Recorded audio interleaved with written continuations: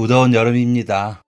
매년 이렇게 더운 여름날이 되면 떠오르는 추억이 하나 있습니다. 거의 20년이 다 된 추억인데도 여전히 그때 그 여름은 생생하게 기억이 됩니다. 제 머릿속에 또렷하게 남아있는 그때의 여름을 얘기해 보려고 합니다. 그리고 그 여름날이 지금의 저에게 얼마나 많은 영향을 미쳤는지도 얘기해 보겠습니다. 20여 년 전, 그때 저는 많이 지쳐있을 때였습니다. 제가 결혼을 조금 일찍 했습니다. 고등학교 졸업하고 곧바로 취업을 했었거든요. 그 직장에서 만난 저보다 3살 많은 남자와 연애를 시작했고 23이라는 나이에 결혼을 하게 되었습니다. 진짜 멋 모르는 나이에 홀라당 넘어가 버렸던 거죠. 뭐 풍족하고 여유 있는 집안은 아니었지만 집에서는 나름 공주 대접 받으면서 자랐습니다. 제 위로 오빠가 둘이 있어서 그랬는지 부모님께서는 저를 참 아끼셨거든요. 집에서 청소, 빨래, 요리 등 집안일 한 번을 해본 적 없이 자랐습니다. 부모님께서는 예쁘지도 않은 저를 공주라고 하시며 금이야 오기야 아껴주셨더랬죠. 그러니 결혼하고서 뭘 할 줄 알았겠습니까? 밥 한 번 지어본 적이 없어서 쌀 씻을 때 멋모르고 퐁퐁을 넣었다가 거품이 안 없어져서 애를 먹고 친정에 전화한 사람입니다, 제가. 청바지랑 흰티랑 같이 돌렸다가 이상하게 물이 든 흰 티셔츠를 버려야 하기도 했고 분리수거도 제대로 할 줄 모르고 세탁기 돌리는 것도 한참을 설명서를 들여다보고 돌렸습니다. 이렇게 집안일도 힘든데 진짜 힘이 든 것은 따로 있었습니다. 바로 육아였습니다. 저 사실 제 남편이 제 첫 남자친구입니다. 고등학교 갓 졸업해서 바로 취업했는데 제가 연애할 틈이 어디 있었겠나요? 남편이 첫사랑이자 첫 남자친구였습니다. 그래서 연애하는 것도 제게는 너무 어려웠습니다. 서로 다른 사람이 좋은 감정을 가지고 만나서 그 만남을 유지한다는 게 어렵더라고요. 그리고 남편도 저도 어렸으니까 진짜 싸울 때 불같이 싸우기도 했고요. 어느 정도 서로에 대한 믿음도 생기고 확신이 생겼을 때 결혼하기는 했는데 결혼은 또 다른 문제더라고요. 연애 때와는 다른 훨씬 더 심하게 싸우게 되었습니다. 신혼 초에 진짜 이렇게 싸워도 되는 건가 싶을 정도로 싸웠는데 나중에 보니까 다들 그렇게 사는 거더라고요. 그땐 몰랐죠. 저희만 이런 줄 알았고 진짜 안 맞고 아슬아슬하다고 생각했습니다. 아무튼 이렇게 신혼의 난관도 잘 이겨냈는데 육아는 더더욱 힘들었습니다. 뭐 하나 제 마음대로 할 수 있는 게 하나도 없더군요. 신생아 때는 화장실 한번 맘 편히 가는 것도 힘든 게 육아였죠. 근데 제가 어디 조언을 구할 곳이 없었습니다. 친구들 중에서 제가 제일 일찍 결혼을 했고 제일 먼저 아기를 낳았습니다. 그래서 친구들은 제가 아기 낳고 키우고 있을 때 열심히 놀고 일하고 이제 막 신혼생활하고 있었습니다. 만나는 것도 힘든데 육아 푸념 늘어놓을 시간은 더더욱 없었습니다. 친정에 얘기하는 것도 한두 번이었습니다. 저희 오빠들이 저 결혼한 다음에 결혼을 했거든요. 그래서 그때 오빠들 차례로 결혼한다고 부모님도 정신없기도 하셨고 아버지가 일도 늘리시고 하셔서 다들 바쁜 상황이었습니다. 거기에 대고 저 힘들다고 하면 부모님이 걱정하시고 마음 아파하실 것 같아서 말하지 않았습니다. 그렇다고 시댁에 말할 수도 없는 노릇이었죠. 육아 스트레스를 참고 삼키고 견뎠습니다. 어차피 내가 해야 할 일이라고 생각하고 마음을 꾹 누르고 이겨내야 했죠. 그렇게 이겨내니까 또 괜찮아지더라고요. 예쁠 때는 정말 내 목숨 다 내놓을 수도 있을 정도로 예쁜 내 새끼를 보면 힘든 순간들이 싹 잊혀져서 좋았습니다. 그러다가 아이가 5살이 되어 유치원에 갔고 그때부터 저 혼자만의 시간이 생기게 되었습니다. 5년 동안 그토록 기다리던 순간인데 막상 자유가 생겨도 뭘 해야 할지 모르겠더라고요. 그래서 그냥 집 청소하고 빨래하고 설거지하고 장 보고 밥 차리고 그럼 아이 데려올 시간 되어서 데려오고 그럼 하루가 끝났습니다. 한 달쯤 반복되니까 그토록 원하던 자유도 따분하게 여겨졌습니다. 친구들은 그때 막 태어난 갓난 아기들 돌본다고 바쁘고 제가 아는 애기 엄마가 있는 것도 아니니 외롭기도 했고요. 그래서 고민하다가 일을 다니기로 마음먹었습니다. 제가 원래 출판 쪽에서 일을 했었거든요. 신랑도 같은 직종이니까 신랑이 자리를 알아봐 주었습니다. 그러다가 집에서 그리 멀지 않은 곳에 예전에 같이 일하던 팀장님이 회사를 차렸다는 것을 알게 되었고, 그분도 여자분이시라 제 편히 봐준다고 근무 시간 잘 맞춰준다고 하셔서 입사를 하게 되었습니다. 거의 6년 만에 다시 시작한 회사 생활은 재밌기도 했고 낯설기도 했고 설레이기도 했습니다. 그동안 엄마로서만 살았는데 잃어버렸던 제 자아를 찾은 기분까지 들었습니다. 회사는 그리 크지 않은 소규모의 회사였는데 직원들은 20명이 조금 안 되었습니다. 남자 반, 여자 반이었는데 여자들은 대부분 아이를 키우는 엄마들이었습니다. 그래서 서로 아이 문제가 생겼다고 하면 100번, 1000번 이해하고 사정을 봐주었죠. 그런 편의를 보게 된 아이 엄마인 직원도 고마움을 느끼고 더 열심히 일했습니다. 그래서인지 다른 회사들보다 출근 시간은 늦고 퇴근 시간은 빨랐는데도 회사 실적이 굉장히 좋았죠. 다들 일하는 시간만큼은 집중해서 일에 몰두하고 얼른 퇴근해서 육아에 뛰어들었습니다. 저도 그중 한 명이었고요. 주변에 육아 동지가 없어서 외로웠던 저는 그곳에서 많은 육아 정보를 얻게 되었습니다. 저보다 육아 선배인 직원들에게는 조언도 구하고 책 같은 것도 물려받고 도움을 많이 받았고, 저희 아이보다 어린아이들을 키우는 직원들에게는 요즘에는 어떤 방식으로 육아를 하는지 배우게 되었습니다. 신기하기도 하고 재밌기도 하고 제 삶도 육아도 좀 더 풍요로워졌죠. 그런데 그 여러 사람들 중에서도 유독 마음이 잘 맞는 직원이 있었습니다. 저랑 나이도 동갑인데 애들도 나이가 같았습니다. 둘 다 아들이었고요. 저희 애가 7살 때 그 직원이 입사를 했거든요. 그때 처음 만나게 되었는데 제가 바로 위선임이었고 그 직원이 제 후임이었습니다. 그냥 처음 딱 봤을 때부터 뭔가 저 사람 나랑 잘 맞겠다 하는 생각이 들었습니다. 아니나 다를까. 저랑 성격도 잘 맞고 일하는 스타일도 비슷하고 심지어 점심밥 고를 때 입맛도 잘 맞아서 금방 친해질 수 있었습니다. 그리고 알고 보니까 집도 근처에 살고 있더라고요. 그래서 애들이 같은 초등학교에 배정받게 되었고, 그 사실을 알고 나서 애들이랑 남편들까지도 친하게 지내게 되었습니다. 야, 선영아, 너 진짜 전생에 나랑 쌍둥이 아니었을까? 어쩜 이렇게 잘 맞냐? 내 말이 아니면 부부였나? 전생에 너무 안 맞아서 지금 잘 맞는 건가? 어떻게 남편보다도 지연이 너랑 더 잘 맞냐? 지연이와 저는 그런 친구였습니다. 나이 먹어서는 친구를 못 사귀는 줄 알았습니다. 주변 사람들이나 저희 친정엄마도 그러셨거든요. 나이 먹고는 친구 못 사귄다고요. 직장에서 사귄 사람은 직장에서 끝이라고요. 하지만 지연이와 저는 정말 돈독했습니다. 가족끼리 여행도 가고 자주 집도 오가면서 놀고 아이들끼리도 잘 지냈습니다. 같은 초등학교에 간 저희 아들과 지연이 아들은 우연찮게 같은 반이 되었습니다. 저희 아들이 어릴 때부터 낯을 많이 가려서 친구들 못 사귀면 어쩌나 걱정했는데, 털털한 지연이 아들 덕에 친구 사귈 때에도 도움을 많이 받고 같은 반에서 반 친구들과도 잘 어울렸습니다. 그러면서 지연이와 저의 사이도 더욱 가까워졌죠. 방학에는 지연이랑 저랑 애들이랑 넷이서 기차 타고 여행도 가고 저희 집에 모여서 애들 방학 숙제도 같이 했습니다. 그런데 지연이한테 문제가 좀 있었습니다. 바로 남편과의 사이였죠. 저도 지연이의 남편을 몇 번 봤습니다. 그런데 참, 사람이 무심하다고 해야 하나? 정이 없다고 해야 하나? 아무튼 다정한 남편과 아빠는 아니더라고요. 뭐 어떤 나쁜 행동을 하는 것은 아닌데, 뭐랄까, 마지못해 사는 사람 같았습니다. 가족들에 대한 애정도 없어 보였고, 그렇다고 일을 아주 열심히 하는 사람도 아니었고, 매사에 좀 부정적인 편이었습니다. 반면에 지연이는 일도 열정적으로, 육아도 열정적으로 하는 사람이었죠.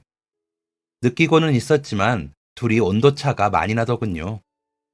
지연이는 정말 오랜 시간 고민을 했고, 결국 아이가 더 크기 전에 그만하는 게 맞겠다는 결정을 내리고 애들이 8살 끔 무렵 되었을 때 두 사람은 헤어지게 되었습니다. 헤어진 후에 지연이는 혼자 육아하는 것에 무게를 느끼기도 했지만 마음은 훨씬 편해 보였습니다. 더 이상 눈치 보지 않아도 되고 불안해하지 않아도 되고 전전긍긍하지 않아도 되는 상황이 마음이 좋다고 했습니다. 그리고 지연이의 아들 성규 또한 더 이상 눈치 보지 않아도 되게 되었다며 좋아했고요. 저는 지연이를 진심으로 응원했습니다. 친구이지만 참 멋있다고 생각했고 일도 육아도 잘 해내는 긍정적인 지연이가 존경스러웠습니다. 하지만 이렇게 긍정적이고 밝은 지연이가 무너지는 것은 정말 한순간이었습니다. 지연이와의 끈끈한 우정이 3년 정도 이어진 어느 날, 그러니까 아이들이 10살 때였습니다. 평소에 지각을 절대 하지 않는 지연이가 웬일로 지각을 한 날이었죠. 지연이가 늦어서 죄송하다고 인사를 하면서 호다닥 자리에 앉았는데 뭔가 평소랑 분위기가 달라 보였습니다. 커피를 한 잔 타서 가져다 줬는데 아무렇지 않게 웃으며 돌아본 지연이의 눈이 퉁퉁 부어 있었습니다. 그리고 입꼬리가 덜덜 떨리는 게 웃는 게 아니었죠. 이혼을 했을 때에도 그런 모습은 본 적이 없었습니다. 지연아, 너 괜찮아? 갑자기 지연이 눈에서 눈물이 흘렀습니다. 깜짝 놀라서 왜 그러냐고 다시 한번 물었는데 이번에는 지연이 눈에서 눈물이 쉼없이 줄줄 흘렀습니다. 순식간에 사무실에 있던 사람들이 다 지연이에게 집중을 했습니다. 항상 밝던 지연이가 회사에서 울 정도면 진짜 무슨 일이 있구나, 무슨 큰일이 있구나 생각을 했습니다. 지연이는 눈물을 흘리면서 꺼이꺼이 울었습니다. 숨이 넘어가게 우는 내 친구를 어떻게 달래야 할지 몰라서 가만히 꼭 안아주고 있었습니다. 그리고 제품에 안긴 지연이의 입에서 나온 말은 회사에 있던 모든 사람들의 입을 막히게 했습니다. 나 암이래. 위암 말기라고 했습니다. 암이 여기저기 다 퍼져 있다고. 의사 선생님이 어떻게 참았냐고, 어쩌다 이제 왔냐고, 혼자 아들 키운다며 어떻게 할 거냐고, 빨리 키워줄 사람 알아보라고 했답니다. 오래 살아야 3개월도 못 넘긴다면서요. 진짜 이게 대체 무슨 소리인지, 지금 무슨 상황인지 혼란스럽더라고요. 이게 정말 현실이 맞나 싶을 만큼 완전히 받아들여지지도 않았는데 눈물은 그냥 줄줄 흘렀습니다. 회사 옥상에서 지연이랑 부둥켜 안고 얼마나 울었는지 모릅니다. 그날부로 지연이는 회사를 그만뒀습니다. 대표님이 회사 아무 신경 쓰지 말고 가라고. 가서 남은 인생 원 없이 즐기다가 가고 성규랑도 시간 보내고 가기 전에 한없이 정리할 거 다 하고 가라고 하셨습니다. 대표님도 정말 많이 우셨고요. 지연이는 한 일주일 정도는 당장이라도 어떻게 될 것 같은 사람처럼 진짜 많이 울고 지쳐 있었습니다. 그런데 일주일이 지난 어느 날 밤 전화가 오더라고요. 대표님 말대로 남은 시간 진짜 한없이 보내다가 갈 거라고요. 그리고 그 다음날 지연이는 성규와 함께 여행을 떠났습니다. 한 열흘 정도 부산이랑 여수에서 놀다 왔다고 하더라고요. 선물을 바리바리 싸온 지연이는 해맑게 웃고 있었습니다. 많은 것을 내려놓은 듯 했습니다. 그리고 나 성규 아빠 좀 만나보려고. 지연이는 이혼 후 한 번도 전 남편을 만난 적이 없었습니다. 그리고 그 남자 또한 단 한 번도 성규를 만나게 해달라고 하지 않았습니다. 양육비도 주다 말다 하는 것 같았고요. 지연이도 전 남편을 만나기까지 많이 고민했을 겁니다. 하지만 성규를 어찌할 도리가 없었습니다. 지연이 부모님은 돌아가신 지 오래였고 외동으로 자라서 형제가 한 명도 없었습니다. 생판 모르는 사람한테 맡길 수도 없는 노릇이었고 보육원은 상상도 못하는 상황이었습니다. 지연이는 성규를 부탁하려고 전 남편을 만났고 전 남편은 한참을 고민했다고 했습니다. 그리고 그 끝내 돌아온 대답은 자신이 없어 였답니다. 키울 수야 있겠지만 지연이만큼 성규에게 잘해줄 자신이 없다고 했답니다. 그리고 전 남편이 여자친구가 있어서 곤란한 상황이 생길 수 있지 않겠냐고 했답니다. 지연이가 정말 많이 화냈습니다. 지 자식인데 어떻게 자신이 없다는 말이 나오냐고. 이혼했던 그때보다도 더 화를 냈습니다. 지연이는 혼자 고군분투했습니다. 시댁에도 찾아가서 사정을 말하고 무릎을 꿇고 빌고 했답니다. 시어머니 무릎 안 좋으셔서 많이 챙겨드려야 한다고 지연이가 이혼 전에 그렇게 걱정을 많이 했었는데 오죽했으면 그런 시어머니한테까지 가서 성교를 봐달라고 했을까 싶었습니다. 그런데 그 시댁도 참 매몰찹니다. 아들이 안 된다고 했다며 자기들은 모르는 일이라고 했답니다. 지연이가 성교 앞에서는 티를 안 내고 꾹꾹 참았지만 마음고생이 심했습니다. 그래서 제가 나섰습니다. 그전부터 고민하긴 했거든요.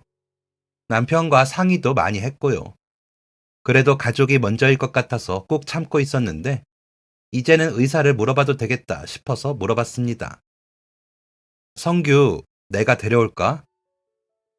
지연이는 순간 벙쪘습니다. 내가 우리 아들만큼, 아니, 그보다 더 잘 키울게. 지연이는 또 한 번 눈물을 주룩주룩 흘렸습니다. 미안하다고, 고맙다고, 눈이 퉁퉁 붓도록 울고 또 울었습니다. 그제서야 지연이는 마음이 편해 보였습니다. 지연이와 매일 만나서 상의를 했습니다. 제가 성규를 데려올 수 있도록 변호사를 고용해서 상담을 하면서 절차를 밟았습니다. 의사 선생님은 분명 지연이가 3개월을 못 넘길 거라고 하셨습니다.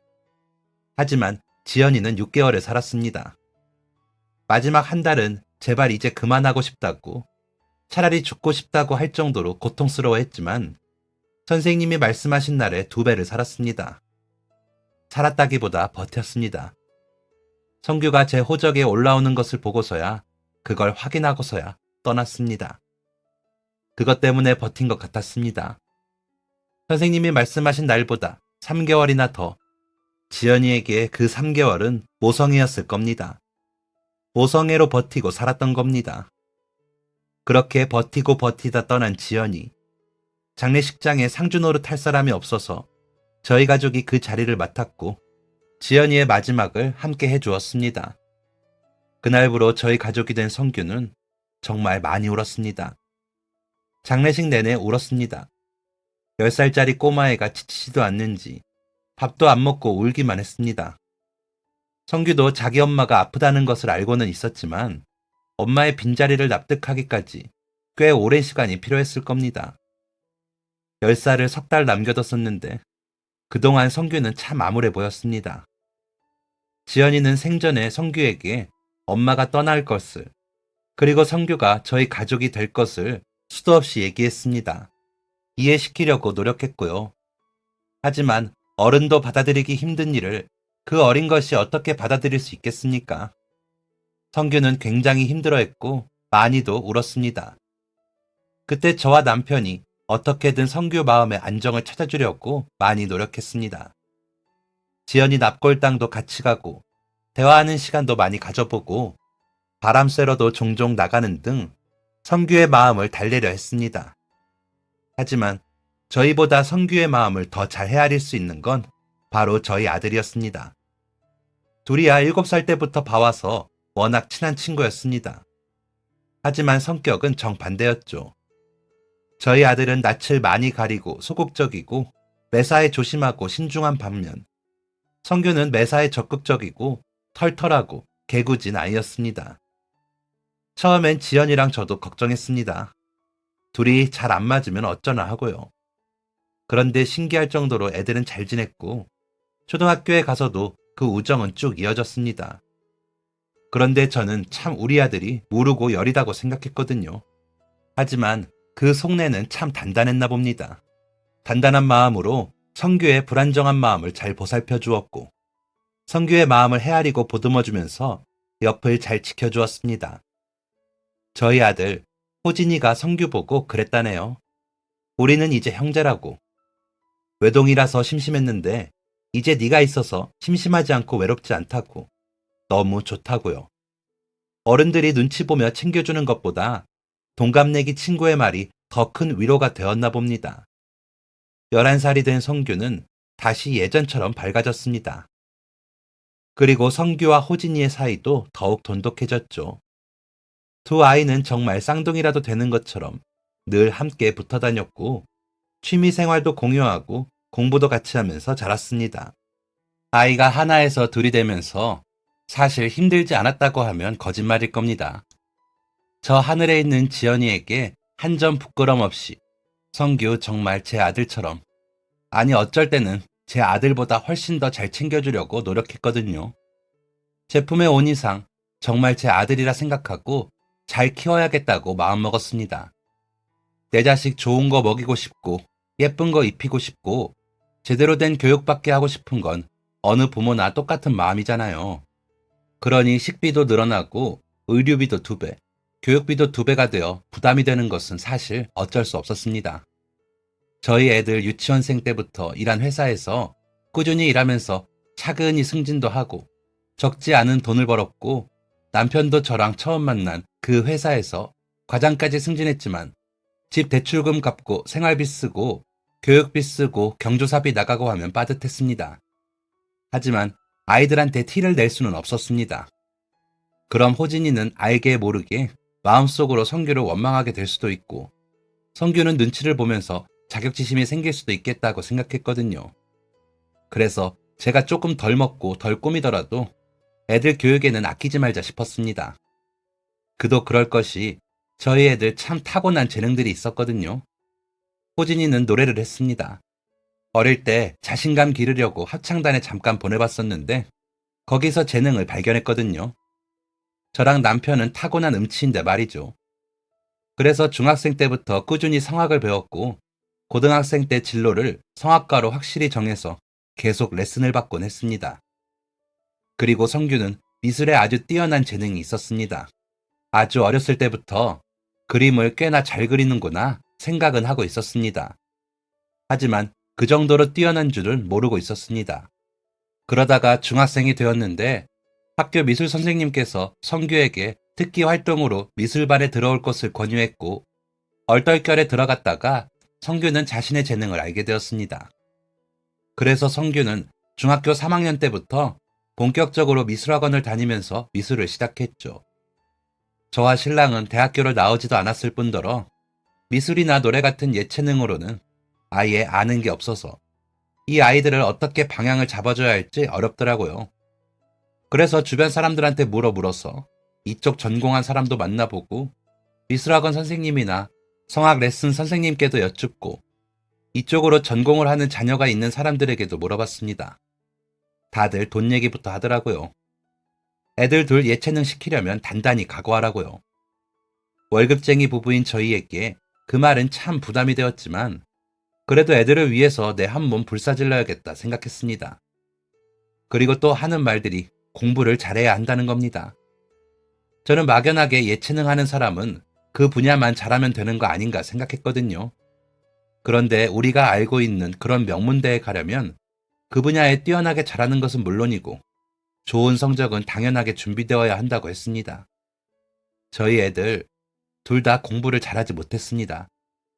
노래를 참 잘하고 그림을 참 잘 그리는 대신 공부는 정말 못했습니다. 이대로는 안 되겠다 싶어서 둘이 앉혀놓고 공부를 시켰습니다. 내신 관리를 잘해야 한다고 하길래 학원도 보내주고 수행평가도 둘이 힘 합쳐서 해보고 했습니다. 그런데도 공부 쪽으로는 머리가 둘 다 회전이 빠르게 안 되는 모양이더라고요. 열심히 하기는 하는데 성적은 잘 오르지 않았습니다.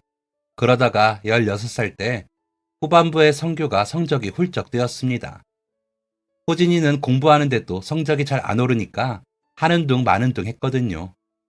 성규가 끈기 있게 붙잡고 있더니 2학기 기말고사에서 시험을 꽤 잘 보게 되었습니다.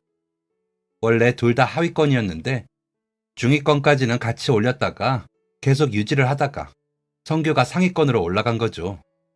그렇게 둘은 19살이 되었습니다. 애들한테 참 중요한 시기였습니다. 중학생 때부터 열심히 부른 노래, 열심히 그린 그림으로 실력을 인정받고 대학에 가기 위해 온 힘을 다해야 했죠. 저희 애들 정말 열심히 했습니다. 호진이는 일주일에 3번 레슨을 받았습니다. 연습은 물론 맨날 했습니다. 맨날 연습하면서 자기가 노래 부른 거 녹음하고 집에 오는 길에 그거 들으면서 오고 집에 와서는 수능 공부하고 가끔은 마음대로 되지 않아 속상해서 울기도 하고 컨디션 조절한다고 평소에 목도 정말 많이 아끼면서 노력했습니다. 성규는 학교가 끝나면 매일 밤 11시까지 학원에서 그림을 그렸고 집에 와서도 한두 시간 수능 공부를 했습니다. 주말에는 학원에서 거의 살았습니다. 어쩔 때는 손이 저리다고 할 정도로 그림을 많이 그린 날도 있었습니다. 저와 남편은 저희 애들이 꼭 원하는 대학교에 갈 수 있기를 간절히 바랐습니다. 애들 기력 떨어지지 말라고 해먹이는 것도 잘 해먹였고 물심양면으로 도울 수 있는 것은 최대한 다 도와줬습니다. 수능 보는 날에도 둘이 다른 학교에서 시험을 쳐서 저는 성규를 따라갔고 남편은 호진이를 따라갔습니다. 수능 끝나고 실기시험 보러 다닐 때에도 저나 남편이 데려다주고 데리고 오면서 정성을 다했습니다. 우리 애들 이렇게 열심히 하는데 잘 안 될 리가 없다 생각하면서요. 하지만 정말 하늘도 무심하시지. 엄마, 나 다 떨어졌어. 어떡해. 이모, 죄송해요. 그렇게 고생한 우리 애들. 지원한 대학교 합격자 발표 나올 때마다 잠도 못 자고 마음 졸여 하더니 결국 대학에 합격하지 못했습니다. 속상했습니다. 안 속상한 게 이상하죠. 그렇게 고생한 것을 옆에서 지켜봐왔는데요. 하지만 저보다 애들이 더 속상할 것을 알기에 일부러 티를 안 냈습니다. 괜찮아, 우리 아들들. 내가 알아보니까 재수하고 삼수하고 다 그러더라. 기죽지 마. 그깟 대학 한번 떨어졌다고 이렇게 기죽을 거야?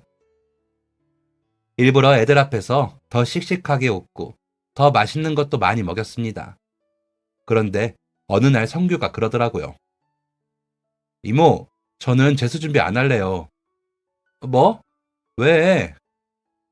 그냥 대학 안 가려고요. 왜 그래? 학원비 때문에 그래? 그런 건 신경 쓰지 말라니까. 아니에요. 그런 거 아니고 그냥 제 마음이 떴나 봐요. 학원에서 일해볼까 해요. 학원 선생님께서 아는 학원이 있는데 추천해 줄 수 있다고 하셔서요. 사실 대학교를 더 간절히 희망한 것은 호진이보다 성규였습니다.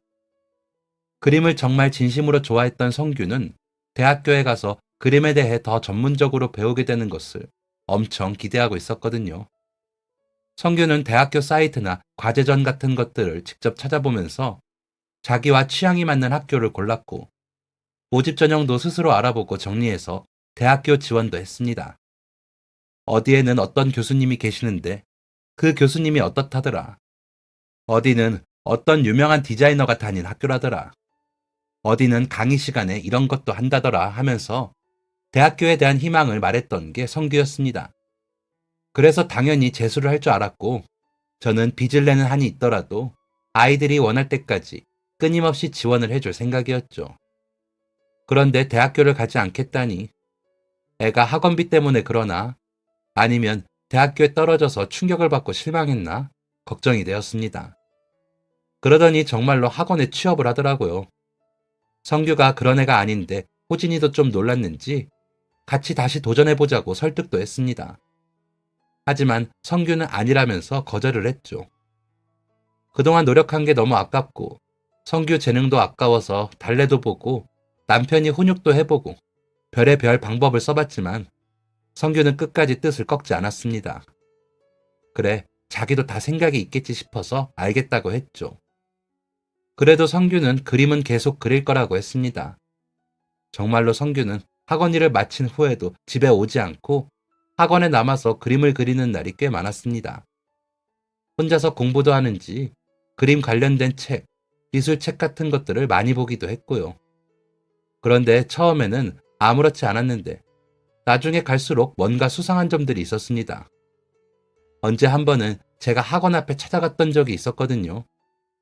근처에 볼 일이 있어서 갔다가 아들 일하는 학원이 어떻게 생겼나 궁금해서 안에 들어가는 건 아닌 것 같아서 그냥 앞에 지나가면서 어떻게 생겼나 봤습니다. 동네에서 꽤 멀리 떨어진 곳이었거든요. 일 때문에 근처 간 김에 지나본 건데 분명 제가 물어봤을 때 아들 말로는 입시 준비하는 학생들이 다 여학생이라고 했거든요. 그런데 학원에서 나오고 들어가는 애들은 거의 다 남자애들 뿐이었습니다. 내가 잘못 들었나?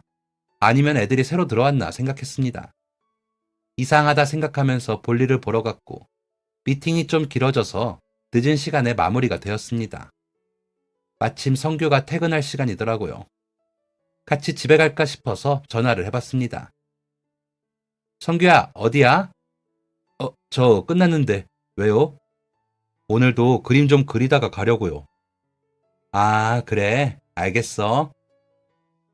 지하철역에 가는 길에 다시 아들 학원을 지나는데 학원 선생님으로 보이는 사람들이 서너 명이 나오더라고요. 한 사람이 유니폼으로 보이는 학원 이름이 적힌 앞치마를 두르고 있어서 알 수 있었습니다. 그런데 이상하더라고요. 마지막으로 나온 안경 쓴 남자가 1층에 있는 유리문을 걸어 잠그는 겁니다. 창문을 보니 불도 다 꺼져 있었고요. 저는 얼른 그 남자한테 뛰어갔습니다. 저기 안에 사람 없어요? 네, 안에요? 네, 없는데 무슨 일이세요? 아닙니다. 성규가 분명 학원에서 그림을 더 그리고 온다고 했는데 학원 안에 아무도 없다니 이상하더라고요. 온갖 생각이 다 들었습니다. 혹시 여자친구가 생겨서 만나러 갔나 싶기도 하고 나한테 말하지 못한 무슨 사정이 있나 싶고 혹시 학원에서 잘린 건가 걱정도 되고 머릿속이 복잡했습니다. 그렇게 집에 들어갔는데 성규가 먼저 집에 와 있더라고요. 엄마, 어디 다녀오세요? 늦게 오셨네요. 밥은 드셨어요? 뭐부터 물어봐야 하나? 아니, 그 전에 뭘 물어봐도 되는 건가? 아직 말할 준비가 되지 않았나? 기다려줘야 하나? 머릿속이 복잡했습니다. 그런데 그때 성규 손을 봤는데 손에 앞치마가 들려 있었습니다. 못 보던 앞치마네? 아, 이거 학원 유니폼이요. 그때 머리가 띵하더라고요. 제가 학원 앞에서 학원 선생님들을 마주쳤잖아요. 그런데 그중 한 명 선생님이 입고 있던 앞치마는 노란색에 검은색으로 학원 이름이 적혀 있었습니다. 그런데 성규 손에 있는 앞치마는 짙은 회색이었습니다. 얘가 지금 거짓말을 하고 있구나 확신이 되는 순간이었습니다. 그 전부터 뭔가 꺼림직하다 생각은 했는데 아닐 거라고 부정했거든요. 그때부터 참 혼란스럽더라고요. 성규가 도대체 뭐 때문에 거짓말을 하는 건지, 대체 뭘 하고 다니는 건지 궁금했습니다. 하고 다니는 걸 보면 그림을 계속 그리는 게 맞는 것 같기는 한데, 혹시 학원을 옮긴 건지 뭔지 알 수가 없었죠. 하지만 물어보지 않고 꾹 참고 기다렸습니다. 성규가 준비가 되면 말해주겠지 하고 믿었습니다. 그 와중에 호진이는 재수 준비를 열심히 했는데, 진짜 고3 때보다 훨씬 더 열심히 했는데, 재수에서도 떨어지고 말았습니다. 호진이가 활발하고 적극적이고 그런 애가 아니잖아요. 소극적이고 신중한 타입인데 얘가 고집이 엄청 셉니다. 말도 안 되는 고집 부리는 건 아니고 자기 자신한테 엄격하고 자기가 하고자 하는 일에 대해서는 고집이 정말 셉니다. 그래서 재수할 때는 높은 대학교만 쓰지 말고 좀 낮춰서 지원도 해보라고 했는데 끝까지 말을 안 듣더라고요. 그러고는 결국 재수도 떨어지게 되었죠. 그러니까 호진이가 그러더라고요. 엄마, 저 한 번만 더 해볼게요. 이번에는 슬퍼하지도 않았습니다. 평생 호진이의 그런 모습은 처음 봤습니다. 눈에 아주 약이 올라서 슬퍼할 겨를도 없이 레슨 나가고 공부하고 했습니다. 그러고서 다시 삼수를 준비하는데 그때 그 1년이 제 인생 가장 속이 터졌던 때였습니다. 한 녀석은 가고 싶은 대학 가겠다고 눈에 불을 켜고 삼수를 하고 있지. 한 녀석은 가족을 속이면서 뭐하고 다니는지도 모르겠지. 저 나름 애들 정말 잘 키웠다고 생각했거든요. 성적, 재능 이런 걸 떠나서 그래도 괜찮은 사람으로 키웠다고 생각하고 있었습니다. 사춘기도 별 탈 없이 잘 보냈고 속 한 번 썩인 적이 없던 애들인데 그런데 이게 뭔가요?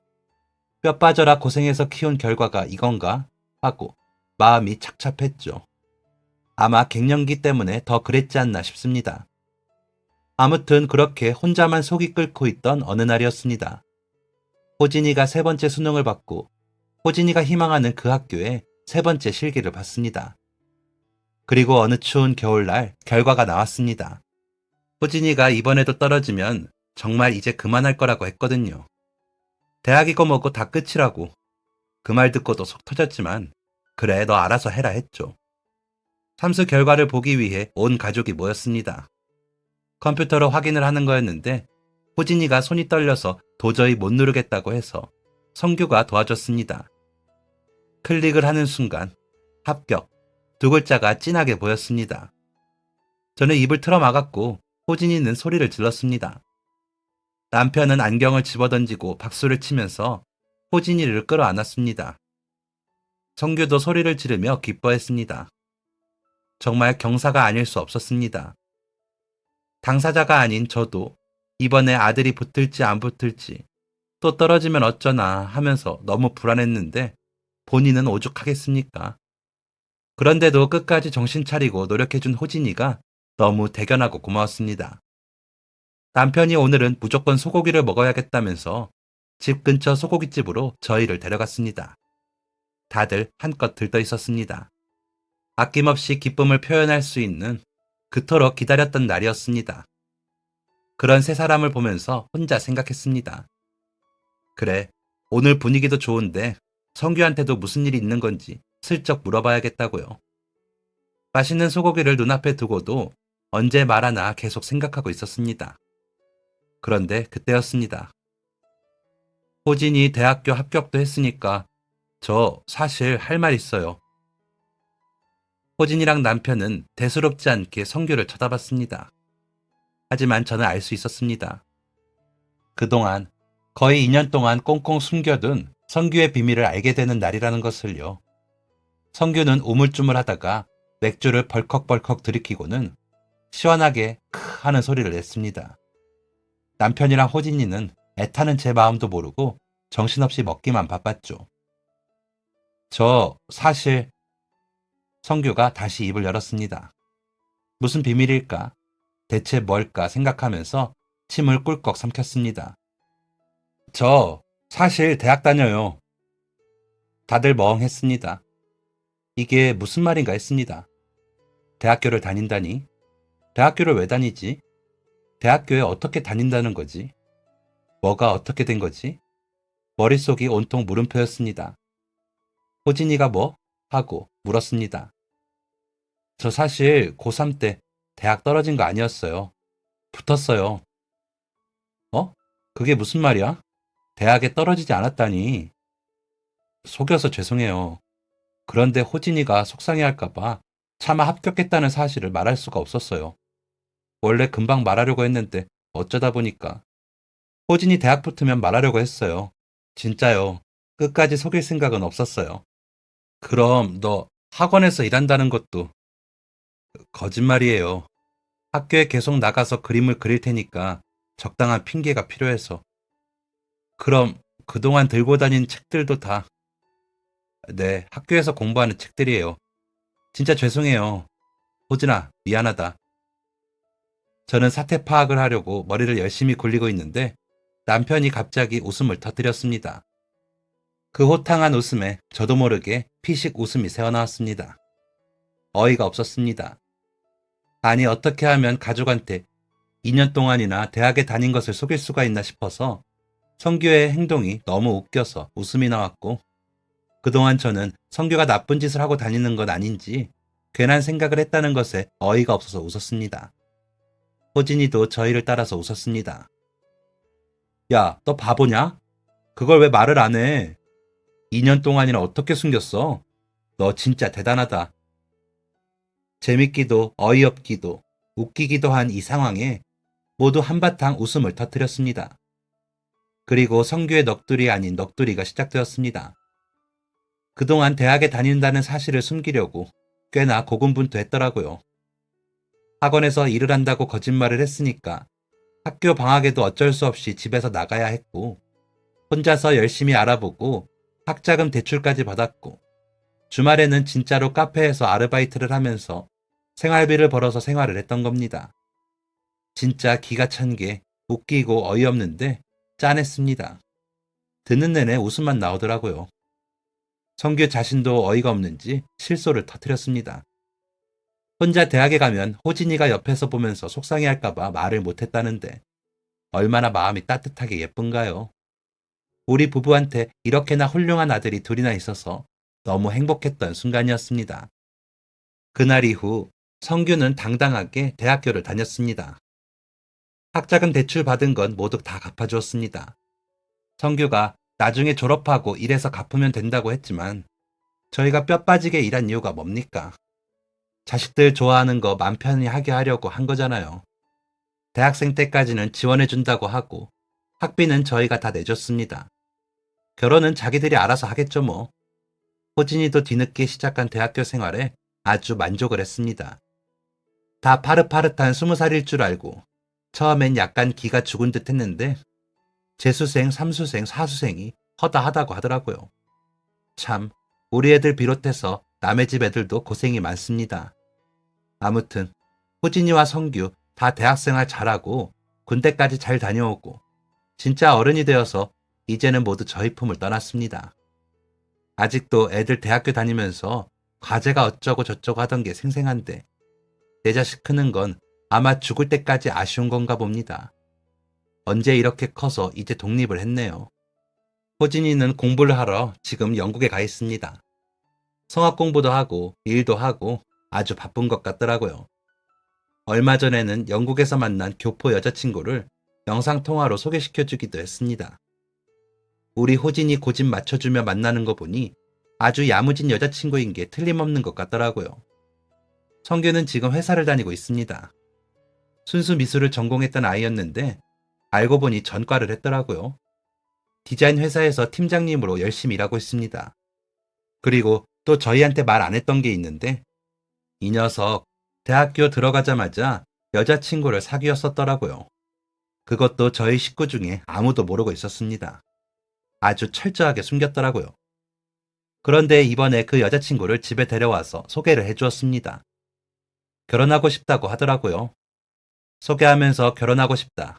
딱 그 말을 하는데 그 찰나에 성규 처음 만난 7살 때부터의 시간들이 주마등처럼 스쳤습니다. 참 많은 일이 있었고 많이 성장했구나 하는 생각에 울컥 눈물이 나올 뻔했습니다. 성규는 분명히 잘 살 겁니다. 어디서든 제가 아니었어도 다른 사람과 살았어도 분명히 잘 살았을 아이입니다. 그러니 더욱 저희 품에 와준 게 참 기쁘고 고맙습니다.